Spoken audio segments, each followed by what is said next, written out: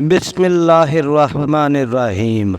السلام علیکم ورحمۃ اللہ وبرکاتہ۔ پیارے دوستو، آج کی ویڈیو میں ہم حضرت دانیال علیہ السلام کا واقعہ سنائیں گے۔ ایک دفعہ بنی اسرائیل کی ایک نیک خاتون باغ میں گئی تو دو شخص اس کے پاس آئے اور کہنے لگے کہ تم ہمارے ساتھ بدکاری کے لیے راضی ہو جاؤ، ورنہ ہم دونوں یہ کہیں گے کہ ہم نے تمہارے ساتھ ایک آدمی کو بدکاری کرتے ہوئے دیکھا ہے، تو وہ آدمی بھاگ گیا ہے اور ہم نے تمہیں پکڑ لیا۔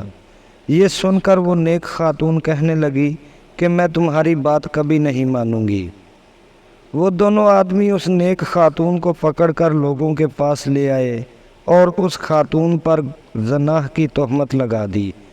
اس دور کا طریقہ تھا کہ بدکار شخص کو ایک جگہ 3 دن تک کھڑا رکھتے، پھر آسمان سے آگ آتی اور اسے جلا دیتی۔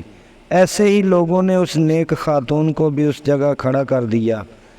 تیسرے دن 7 یا 13 برس کی عمر کا ایک معصوم بچہ آیا تو لوگوں نے اس محترم بچے کے لیے ایک کرسی رکھ دی۔ وہ محترم بچہ اس کرسی پر بیٹھ گیا۔ پھر اس محترم بچے نے جن 2 آدمیوں نے اس نیک عورت پر تہمت لگائی تھی ان کو بلوایا۔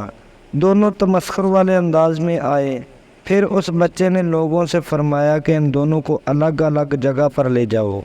پھر ایک کو بلوایا اور پوچھا، تم نے کس درخت کے پیچھے اس عورت کو گناہ کرتے دیکھا ہے؟ اس نے کہا، سیب کے درخت کے پیچھے۔ پھر اس بچے نے دوسرے کو بلوا کر پوچھا، تم نے اس عورت کو کس درخت کے پیچھے گناہ کرتے دیکھا ہے؟ تو اس نے کچھ اور جواب دیا۔ اسی وقت آگ نازل ہوئی اور آگ نے دونوں جھوٹے آدمیوں کو جلا دیا۔ اس طرح اس محترم بچے کی حکمت عملی کے سبب اس نیک عورت نے تہمت سے چھٹکارا پایا اور بدکاروں کو ان کے کیے کی سزا مل گئی۔ پیارے دوستو، کم عمری میں منصب عدالت پر فائز ہونے والے یہ محترم معزز بچے اللہ تبارک و تعالیٰ کے نبی حضرت دانیال علیہ السلام تھے۔ اللہ تبارک و تعالیٰ نے آپ علیہ السلام کو نبوت و حکمت عطا فرمائی۔ آپ کی زبان عبرانی تھی اور آپ بنی اسرائیل کے نبی تھے اور شریعت موسیٰ علیہ السلام پر تھے، اور آپ بنی اسرائیل کے زوال کے آخری زمانے میں پیدا ہوئے۔ آپ علیہ السلام کی جائے پیدائش بیت المقدس تھی۔ حضرت دانیال علیہ السلام یہودا کی نسل سے تھے۔ بنی اسرائیل کے ایک اعلیٰ مرتبے والے خاندان سے تعلق رکھتے تھے۔ اپنی جوانی کے دور میں قیدی بنا لیے گئے۔ 587 قبل مسیح میں بخت نصر نے انہیں اپنے ساتھ بابل لے گیا۔ ان کے ساتھ یسع علیہ السلام، یرمیہ علیہ السلام اور جناب زکریا علیہ السلام کو بھی قیدی بنا لیا گیا۔ اللہ تبارک و تعالیٰ کے وعدے کے مطابق بخت نصر دوم بنی اسرائیل کے نافرمان گمراہ لوگوں کو بھیڑوں کی ریوڑ کی طرح ہانک کر بابل لے گیا۔ حضرت دانیال علیہ السلام بنی اسرائیل کے امیر اور معزز خاندان سے تعلق رکھتے تھے۔ ان کی قابلیت کو دیکھ کر بادشاہ بخت نصر نے ان کو دربار میں ملازمت دے دی۔ بادشاہ نے ان کی عقل مندی اور ذہانت سے متاثر ہو کر ان کو اپنا محافظ بنا لیا۔ صحیفہ دانیال میں اللہ تبارک و تعالیٰ فرماتا ہے، دانیال جوان آدمی جن کو کوئی جسمانی عارضہ نہیں تھا، خوبصورت تھے، ہر چیز سیکھنے کی صلاحیت رکھتے تھے، تعلیم یافتہ اور ہر چیز کو سمجھنے کے حامل تھے، بادشاہ کے محل میں کام کر سکتے تھے۔ اللہ تبارک و تعالیٰ مزید فرماتے ہیں، سمجھ بوجھ اور حکمت کے معاملے میں جب بادشاہ سوال کرتا تو حضرت دانیال علیہ السلام تمام صاحب آراء سے بہترین جواب دیتے تھے۔ اللہ تبارک و تعالیٰ نے آپ علیہ السلام کو خوابوں کی تعبیر کا علم بھی عطا فرمایا تھا۔ آپ نے پیشگوئی کی کہ بخت نصر کے خاندان کی حکومت جلد تباہ ہو جائے گی۔ پھر اللہ تبارک و تعالیٰ نے اپنے پیغمبر کی پیشگوئی کو سچا کر دکھایا، اور حضرت دانیال علیہ السلام سچے نبی تھے۔ انہوں نے بابل میں قیام کے دوران کبھی غیر حلال کھانا نہیں کھایا۔ انہوں نے پانی اور نہایت سادہ غذاؤں پر گزر بسر کیا۔ اللہ تبارک و تعالیٰ نے سادہ غذاؤں سے ان کی صحت میں برکت عطا فرمائی۔ آپ علیہ السلام دوسرے لوگوں سے زیادہ صحت مند اور توانا تھے۔ 421 قبل مسیح میں بخت نصر دوم نے ایک خواب دیکھا۔ پھر اس نے اپنے خواب کی تعبیر جاننے کے لیے پوری سلطنت سے عقل مند لوگوں کو بلایا، لیکن کوئی بھی اسے مطمئن نہ کر سکا۔ پھر اس بارے میں شہر بابل میں منادی کرا دی کہ کوئی شخص بادشاہ کے خواب کی صحیح تعبیر بتائے۔ تو حضرت دانیال علیہ السلام نے بادشاہ سے ملاقات کا ارادہ کیا اور اس کے محل میں جا پہنچے۔ انہوں نے بادشاہ کو بتایا کہ جلد ہی اس کے خاندان کی حکومت تباہ ہو جائے گی اور تم پر فارسی اور رومی لوگ غالب ہوں گے۔ بادشاہ اس تعبیر سے مطمئن ہو گیا اور اس نے خوش ہو کر حضرت دانیال علیہ السلام کو شہر بابل کا گورنر اور اپنا وزیر مقرر کر لیا۔ بادشاہ آپ علیہ السلام سے اتنا متاثر ہوا کہ اس نے آپ علیہ السلام سے ایک دیوتا کی طرح برتاؤ کرنا شروع کر دیا۔ حضرت دانیال علیہ السلام اللہ کے نبی اور برگزیدہ بندے تھے۔ ہر روز 3 بار وہ بیت المقدس کی جانب منہ کر کے اپنے پروردگار کی بزرگی اور بڑائی بیان کرتے تھے۔ صحیفہ دانیال کے مطابق دانیال اللہ تبارک و تعالیٰ کی طرف جھک گئے اور بنی اسرائیل کے لوگوں کے گناہوں کا اعتراف کیا۔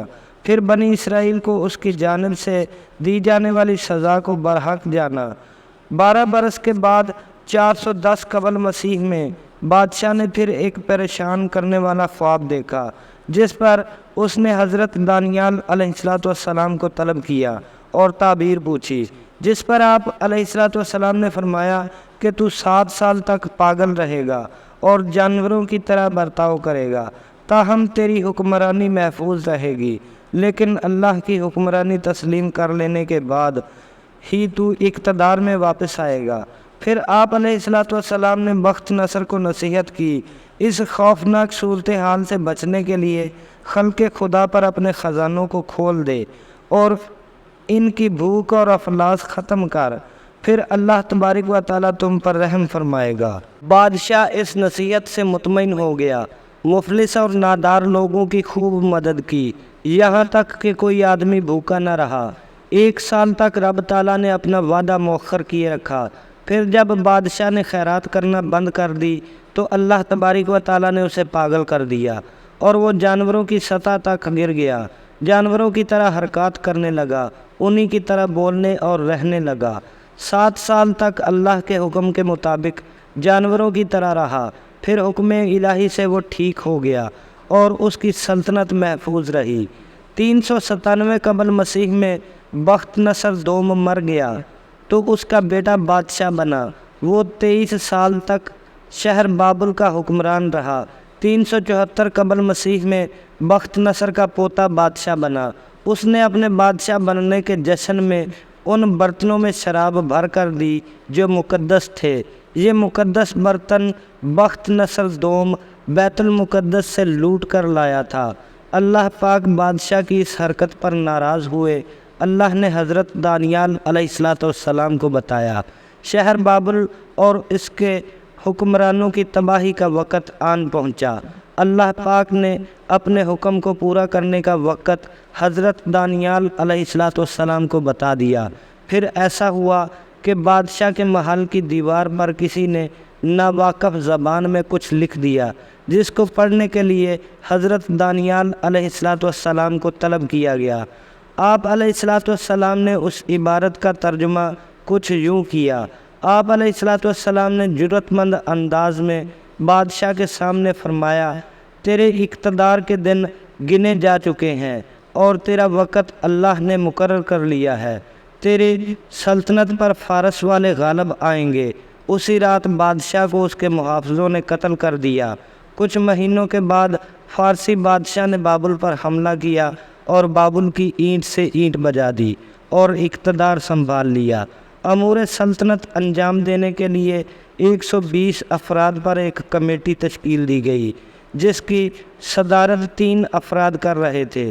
ان 3 افراد میں سے حضرت دانیال علیہ السلام بھی تھے۔ فارسی بادشاہ آپ کے فہم و فراست کو بھانپ کر آپ کی عقلمندانہ رائے کو اہمیت دینے لگا۔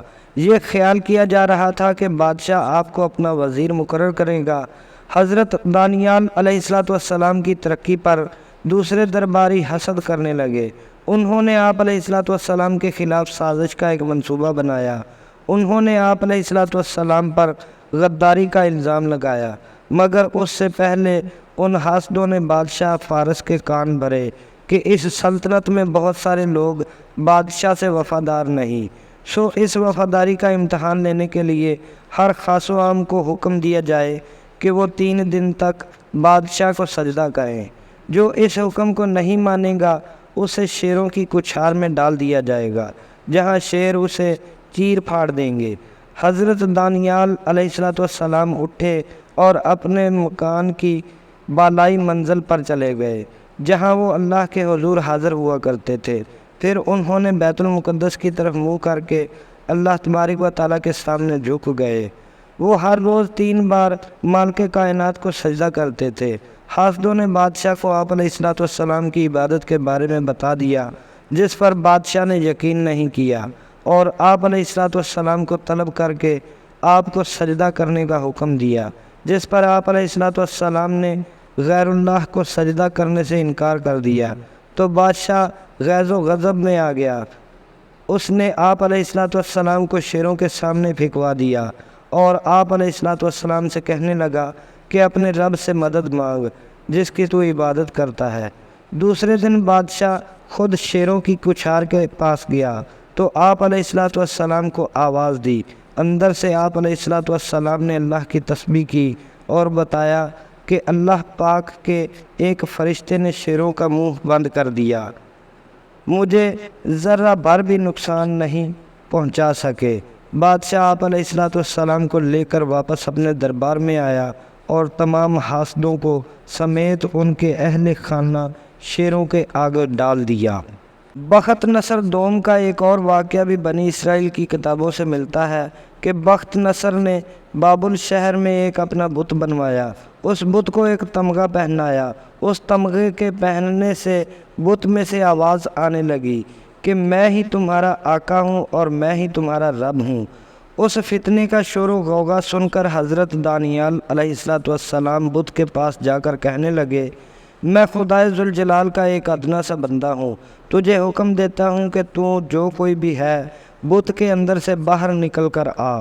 نبی اللہ کی ایک للکار پر تمغہ بت کے گلے سے گر گیا اور بت خود بخود مسمار ہو گیا۔ بعد اس کے ایک اہم ترین واقعہ ہوا جس میں حضرت دانیال علیہ السلام نے بادشاہ فارس سے اپنے وطن واپس جانے کو کہا تو بادشاہ فارس نے اجازت دے دی اور بنی اسرائیل کو بیت المقدس واپس جانے کی اجازت مل گئی۔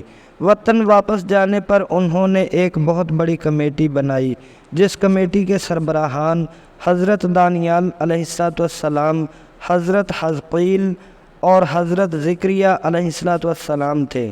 شریعت موسوی کی طرف پلٹنے کے آغاز میں انہوں نے سب سے پہلے شہر بابل کی زبان کو ترک کرنے اور حضرت موسیٰ علیہ السلام کی زبان اپنانے کا حکم جاری کیا۔ حضرت دانیال علیہ السلام کا مزار ایران کے ایک شہر میں ہے۔ آپ علیہ السلام کی تدفین حضرت عمر رضی اللہ تعالیٰ عنہ کے دور خلافت میں ہوئی۔ ابو الاس احمری سے مروی ہے کہ رسول اللہ صلی اللہ علیہ وآلہ وسلم نے فرمایا کہ حضرت دانیال علیہ السلام نے اللہ تبارک و تعالیٰ سے دعا کی کہ مجھے امت محمدیہ میں دفن کیا جائے۔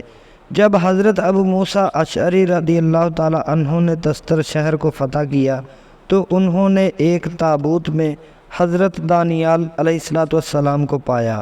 خون ان کی رگوں میں سے جاری تھا اور حضور صلی اللہ علیہ وآلہ وسلم نے فرمایا تھا کہ جو شخص حضرت دانیال علیہ السلام کی اطلاع دے گا اس کے لیے جنت کی بشارت ہے، اور ان کی اطلاع دینے والے کو ہرکوس کہتے ہیں۔ حضرت ابو موسیٰ رضی اللہ تعالیٰ عنہ نے حضرت عمر رضی اللہ تعالیٰ عنہ کی طرف حضرت دانیال علیہ السلام کی خبر بھیجی تو حضرت عمر رضی اللہ تعالیٰ عنہ نے جواباً لکھا کہ انہیں دفن کر دیں اور ہرکوس کو میری طرف بھیج دو، اس لیے کہ حضور صلی اللہ علیہ وآلہ وسلم نے اس کے لیے جنت کی خوشخبری دی ہے۔